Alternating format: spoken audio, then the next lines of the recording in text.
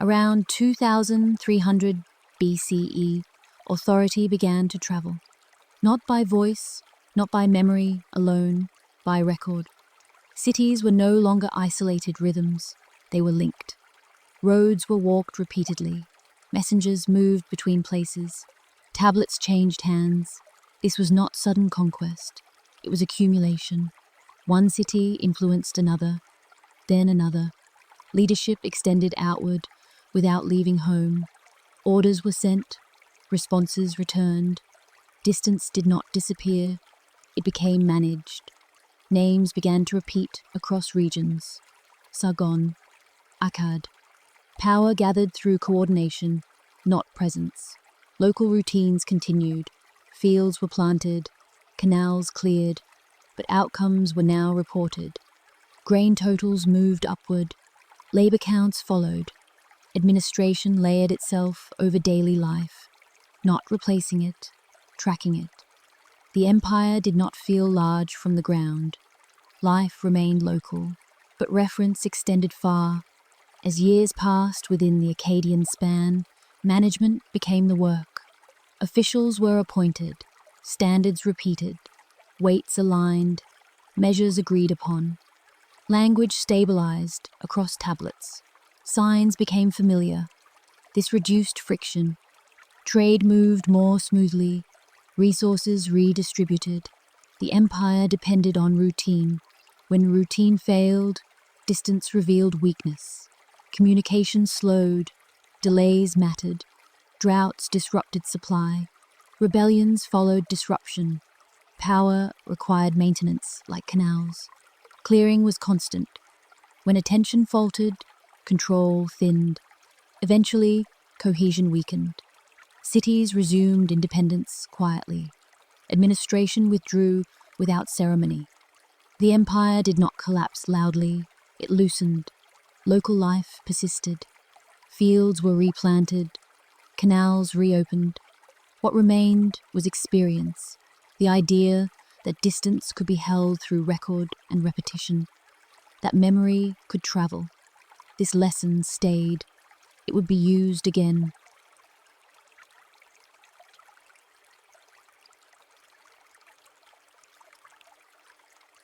Around 2100 BCE, attention returned inward. After periods of distance and loosened control, order rebuilt itself through proximity. Became a center again, not through conquest, through organization. Walls were repaired, canals cleared, temple schedules resumed. Nothing radically new appeared. What had worked before was repeated. The third dynasty of formed gradually. Authority settled into procedure rather than display. Officials counted grain. Labor was assigned by season. Payments followed predictable intervals. Clay tablets multiplied, each one small, each one exact. Names appeared again and again. Occupations stabilized. Households became legible. This was not expansion. It was refinement. Administration aligned with daily rhythm, not above it. Farmers worked fields as they always had, but outcomes were now expected. Returns were anticipated. Predictability returned. The year could be read. Within this period, law did not announce itself loudly. It preserved balance. Around the same time, Ur-Nammu's law code appeared. Short statements, clear outcomes, fines rather than violence, restoration rather than spectacle. Justice moved through record, not performance. Disputes ended earlier, resolution followed precedent. Temples coordinated relief. Grain was redistributed. The state functioned as caretaker. Daily life continued without disruption. Children learned routine before theory. Work followed expectation. Time felt steady again, not rigid, reliable. Harvest stabilized. Administration blended into habit. Order did not demand attention. It repeated. As decades passed, stability became assumed. Archives grew dense. Scribes copied lists. Nothing poetic. But precision created calm. The city slept with confidence. When the dynasty ended, it ended gently. Systems dissolved into local use, but knowledge remained. It was remembered that order could be quiet, that structure could rest beside routine, that continuity did not need force.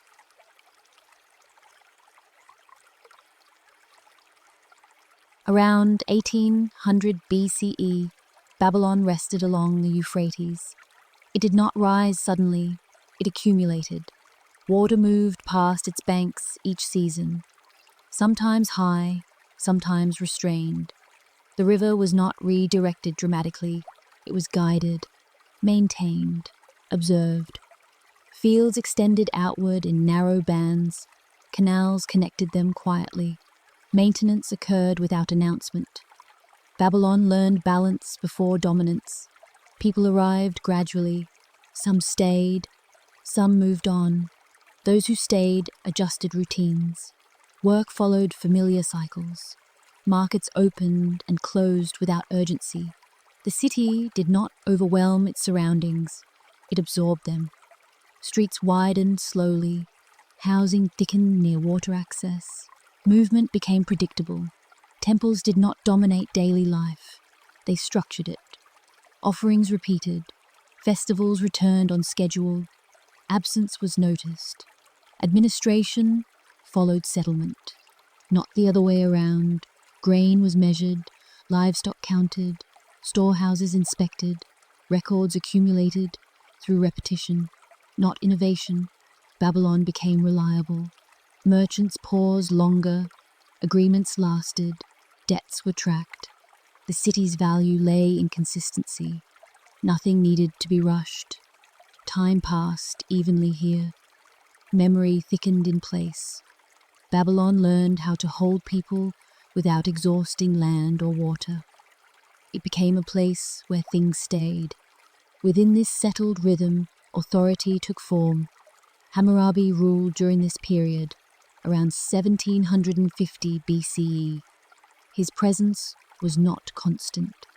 His decisions needed endurance. Law moved outward from the palace, not as command but as reference. The code was not narrative. It did not persuade, it listed outcomes. If a boundary was crossed, a consequence followed. If damage occurred, repair or penalty applied. Stone was chosen deliberately. Clay could crack, memory could drift. Stone remained. The law did not remove hierarchy, it formalized it. Different people faced different outcomes for similar acts. This was accepted as structure. What mattered was predictability. Conflict no longer expanded freely. It narrowed toward resolution. Judgment shifted from debate to consultation. Daily life adjusted subtly. People paused before action. Consequences were known. Trade stabilized further. Loans followed terms. Disputes ended sooner. The code reduced uncertainty without removing hardship. Scribes copied the law.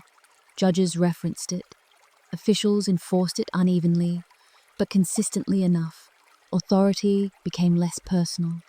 The ruler did not need to intervene constantly. The law remained visible. When Hammurabi's reign ended, the stone endured. Babylon changed hands. Power shifted. But the idea persisted. That behavior could be anticipated. That time could be ordered. That stability could be externalized. Law became part of the environment, like canals, like walls, like the river itself. Babylon rested beneath written order.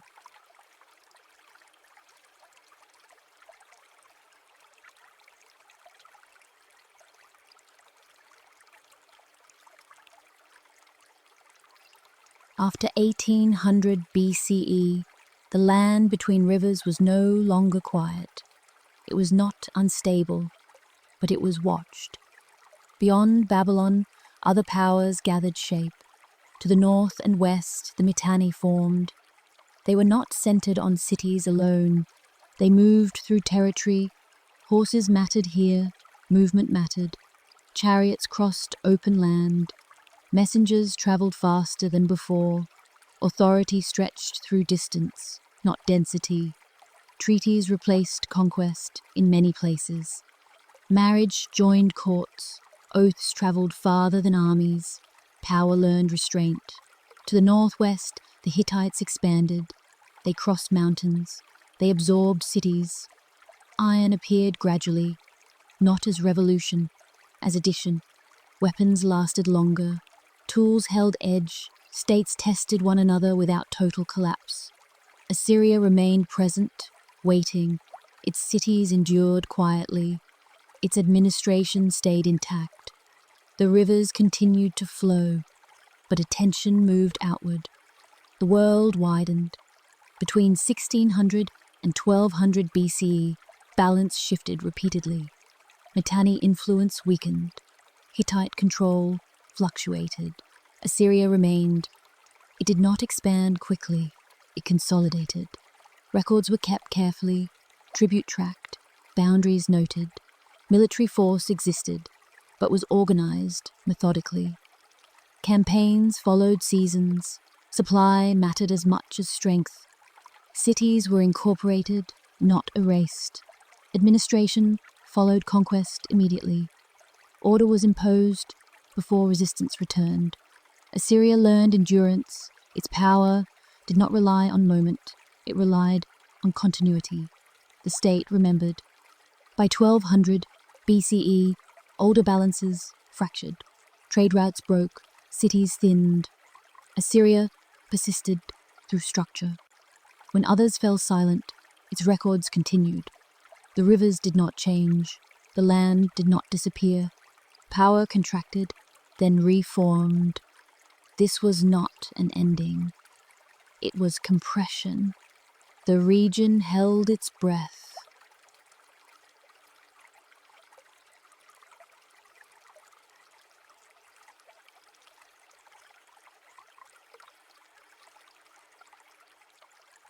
By around 600 BCE, Babylon returned to prominence. It did not appear new. It felt resumed. Older foundations were reused. Earlier routes were followed. The Euphrates still passed its walls, steady and unchanged. Nebuchadnezzar ruled during this time. His reign extended order rather than invention. The city expanded outward and upward. Walls thickened, gates aligned. Movement was controlled gently, not restricted, directed. Canals were repaired, bridges reinforced. Water moved where it was expected to move. The city held population with confidence. Markets repeated daily rhythm. Merchants returned predictably. Craft production increased. Brick-making continued. Glazed surfaces appeared. Color entered public space without excess. Temples were restored. Rituals resumed. Time returned to schedule. Babylon became legible again. People understood where to go, what to do, when to wait. The city did not rush, it stood. Nebuchadnezzar's authority was visible. Buildings carried intention. Walls did not only defend, they reassured. Processional routes widened. Ceremony slowed movement. The Ishtar Gate marked passage without explanation. Gardens were spoken of, described, remembered. Whether exact or symbolic, they represented cultivation within enclosure. Order extended into display. Astronomy mattered. From rooftops, priests observed stars. Patterns were recorded. Cycles compared. Time was tracked carefully. The future was anticipated through repetition. Power extended beyond the city. Campaigns occurred. Territories were held. Jerusalem fell. Populations moved. Exile was structured, not chaotic. Administration followed displacement. Records were kept. Babylon absorbed difference. Languages overlapped. Customs remained distinct. The city functioned as container. After Nebuchadnezzar's death, control weakened. Rivals watched. The city remained, but momentum slowed. Walls endured, records remained. Babylon waited.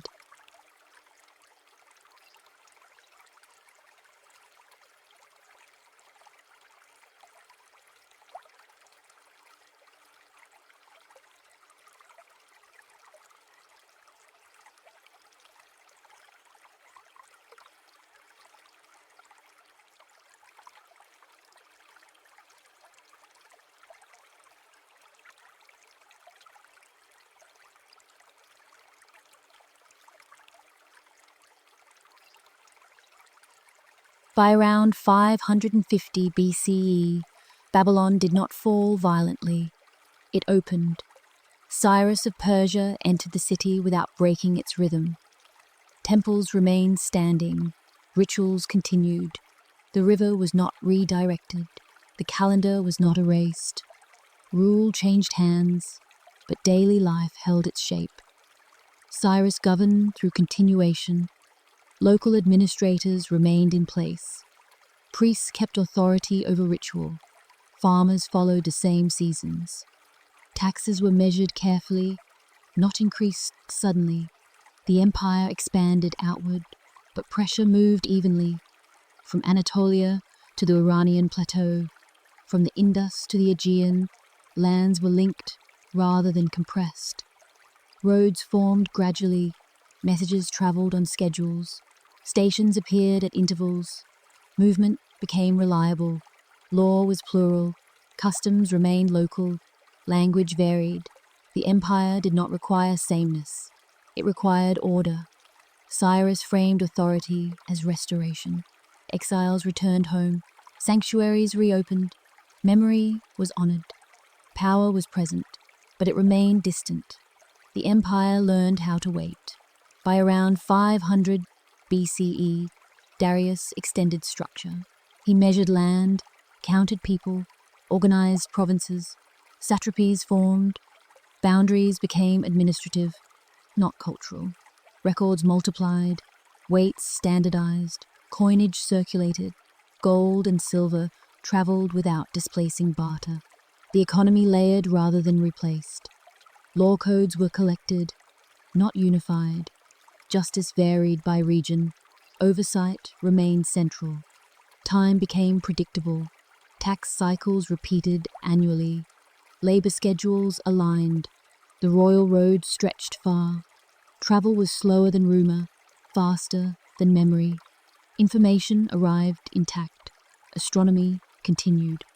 Calendars aligned with ritual and administration. Years were counted carefully now, but without haste. Persian kings ruled from distance. They were seen rarely, felt constantly. Armies existed, but remained still. Stability mattered more than expansion. When resistance appeared, it was addressed decisively and then absorbed. The empire functioned as a container for difference. Mesopotamia rested within it. Canals were maintained, fields remained productive, cities retained identity. Babylon no longer ruled, but it endured. By the late 4th century BCE, pressure gathered at the edges. Greek cities stirred. Macedon advanced. The empire held, then loosened. Persia slowed. Time prepared to change hands again. The rivers remained.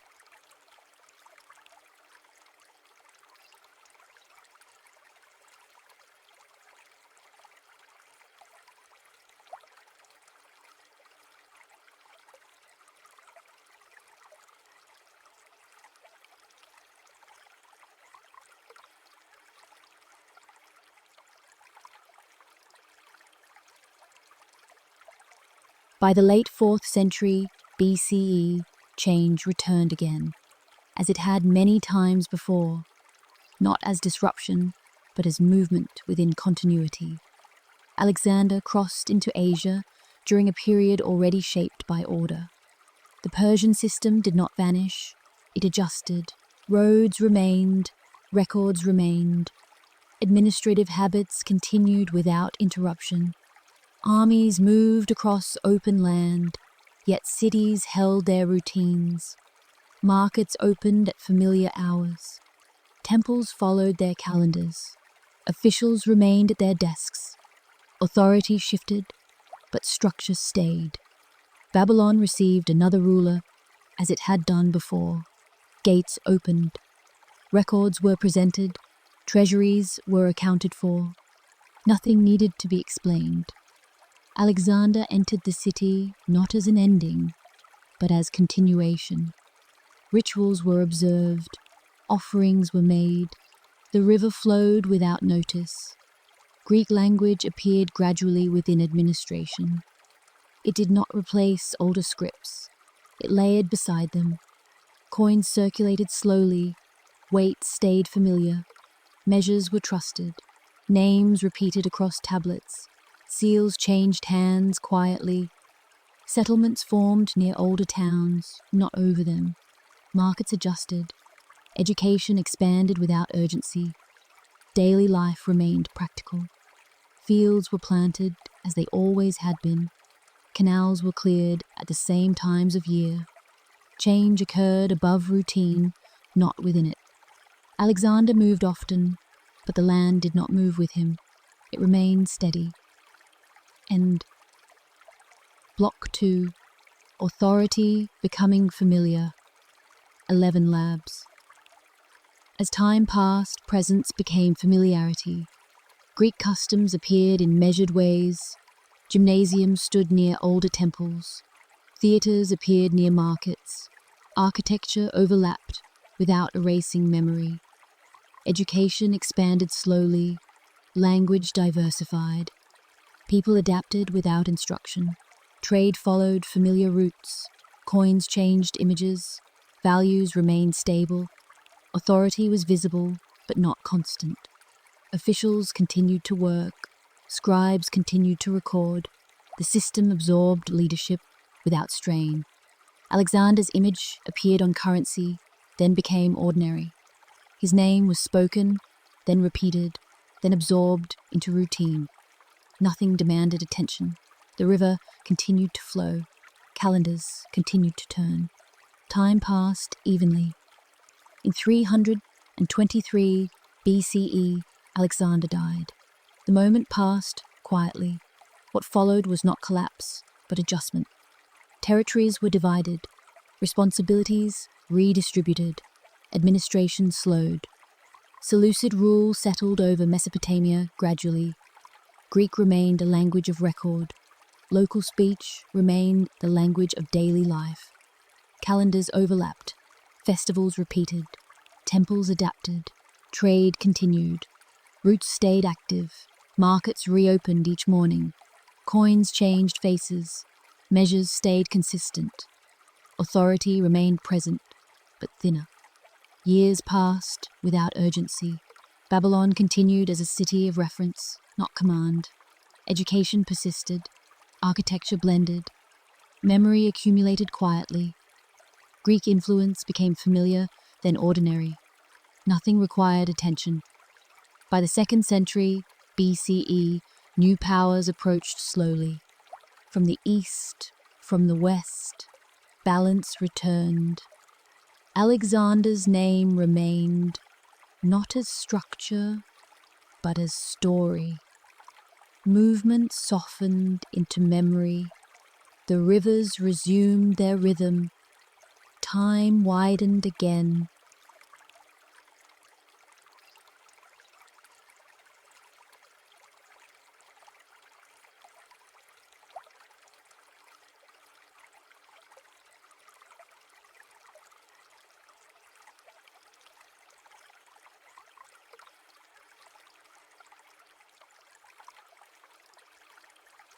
By the 2nd century BCE, after Alexander had become memory, the land returned to balance, not unity, not conquest, balance.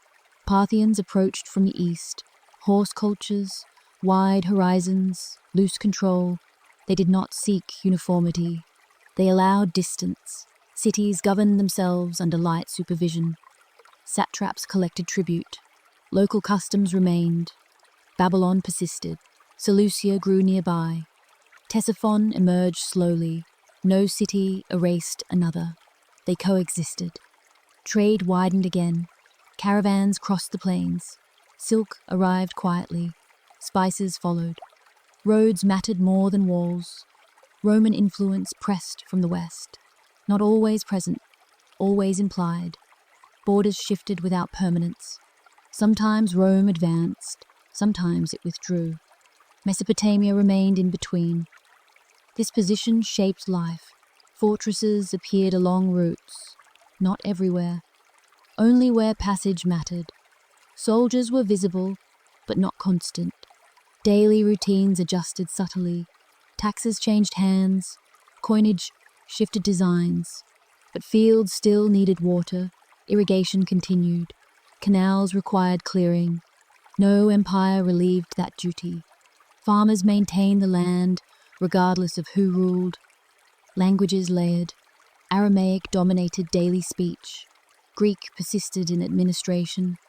Local tongues endured. Writing multiplied without uniformity. This period stretched. Decades passed without dramatic transition. Power became background. Life remained foreground. The land learned how to exist without center. By the 1st century CE, Roman legions occasionally crossed eastward. Campaigns occurred. Cities were taken, then returned. Nothing settled permanently. Parthian rule weakened gradually. Internal divisions widened. Yet life continued. Markets opened at dawn. Work ended at dusk. Temples remained active. New shrines appeared. Religions multiplied. Zoroastrian practice spread. Local cults persisted. Jewish communities expanded. Christian groups formed quietly. Belief diversified without order.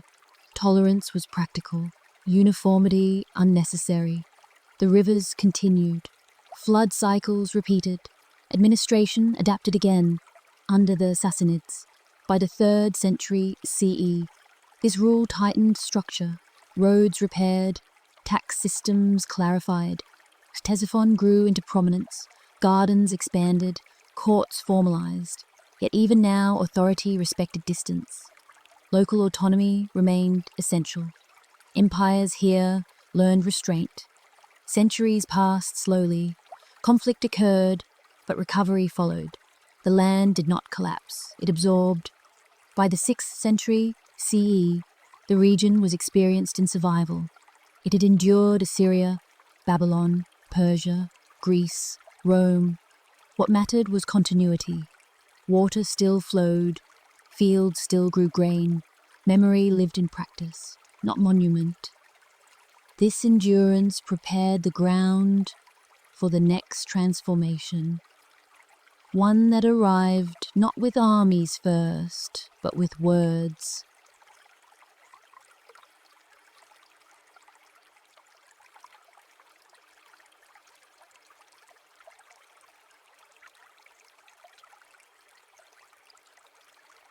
By the 7th century CE, movement returned again. Not as armies at first, as language. Recitation traveled ahead of administration. Words crossed deserts faster than structures. Arabic entered the sound of daily life. Not suddenly, gradually. It was heard in camps, at markets, along caravan routes. The rhythm mattered as much as meaning. The land recognized rhythm. Cities adjusted. Older centers did not vanish. They adapted. Ctesiphon remained active. Basra emerged near water. Kufa formed around garrison and prayer. These were not replacements. They were additions. Urban life reorganized quietly. Mosques appeared. Open spaces, courtyards. Orientation mattered. Prayer structured time. Not by command, by repetition. Dawn, midday, afternoon, sunset, night. Time aligned again. Administration followed recitation. Records were kept. Taxes collected. But authority was justified through words, not lineage alone. Law was spoken before it was enforced. This created predictability. People learned expectations. Conversion occurred slowly. Choice mattered. Pressure varied by place and time. Diversity remained. Christians stayed. Jews stayed. Older practices continued. Cities layered belief without erasing practice. The rivers did not change course. Irrigation remained essential. Fields were worked by those who stayed and those who arrived. Life remained practical. The land absorbed another system.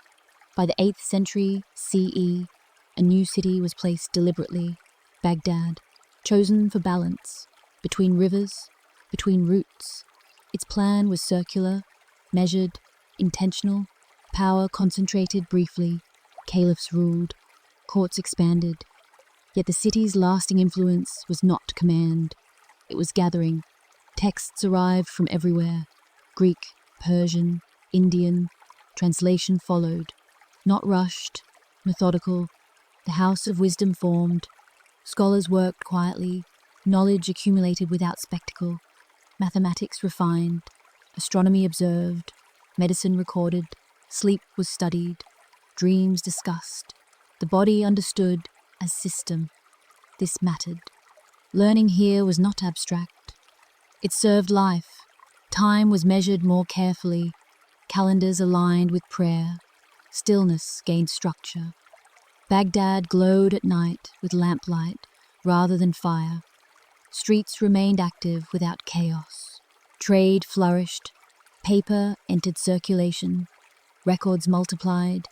Memory became lighter, more portable. Yet the land still remembered older ways. Canals required repair. Floods required response. No knowledge replaced maintenance. The city prospered because routine held. Centuries passed. Baghdad aged. Authority weakened. But learning remained. The land held knowledge as it had held empire, quietly.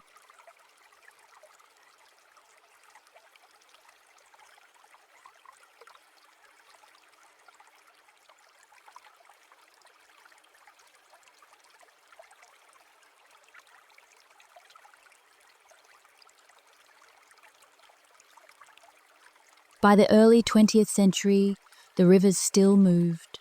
Quietly, cities had grown along their banks, bridges appeared, dams followed, canals divided the land, yet water kept its rhythm, fields flooded as they always had, irrigation expanded, harvest followed season, oxen disappeared, machines arrived, but soil still responded to water, to sun, to time.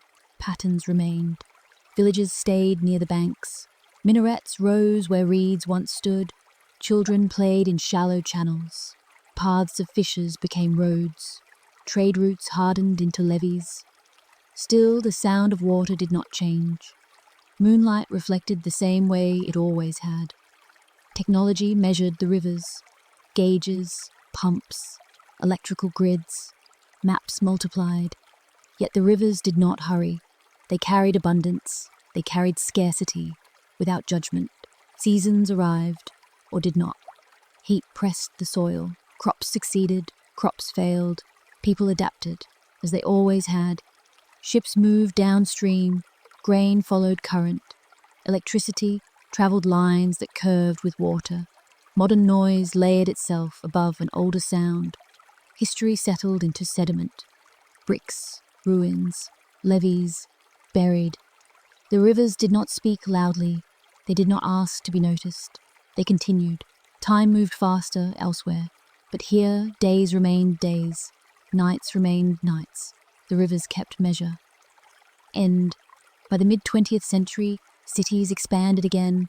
Baghdad, Basra, Mosul. Names layered over older names. Roads traced paths once made by feet and animals. Beneath them, clay remembered. Farms mechanized. Harvest accelerated. Yet soil still decided what could grow. Sun mattered. Water mattered. Nature remained the quiet authority. Dams rose upstream. Water was regulated. Floods were managed, partially. The rivers continued to pulse, borders shifted, nations formed, governments changed, conflict passed, peace followed. The rivers resisted nothing. They carried memory without opinion. Communities adjusted schedules. Irrigation remained routine. Season followed season. Children learned patterns by watching water. Families planted together, harvested together. Modernity layered itself over continuity. Floods left stories in silt. Droughts preserved absence. Archives recorded dates. Instruments measured levels. But the rivers already knew. Buildings replaced mud brick. Lights replaced flame. Engines replaced hooves. Still, maintenance mattered. Canals needed care. Fields needed attention. Even now, the rivers speak quietly. Satellites observe. Scientists calculate. Farmers anticipate. The rivers respond as they always have. Nothing waits to be guarded except understanding. Nothing asks to be rushed. The rivers remember. Through them, people remember. Now, the rivers carry everything. Noise rests lightly on their surface. Boats drift, children laugh. Water mirrors sky. Memory lies in reeds, in silt, in slow current. Empires rise above it. Languages shift. Technologies change. The rivers continue beneath. People search for beginnings. They search for endings. The rivers do not. They measure presence, repetition, return. Bridges span their width. Electricity hums nearby. Satellites pass overhead. The rivers do not accelerate. They carry centuries and moments together. Flood, drought, action, stillness. Continuity remains. Let the rivers hold memory tonight. What is personal, what is shared. Let land, sky, and water hold what cannot be spoken. Let the silt settle. Let the moon close its eye. Morning will arrive without announcement. Only rest remains, flowing between two rivers that have always been, remembering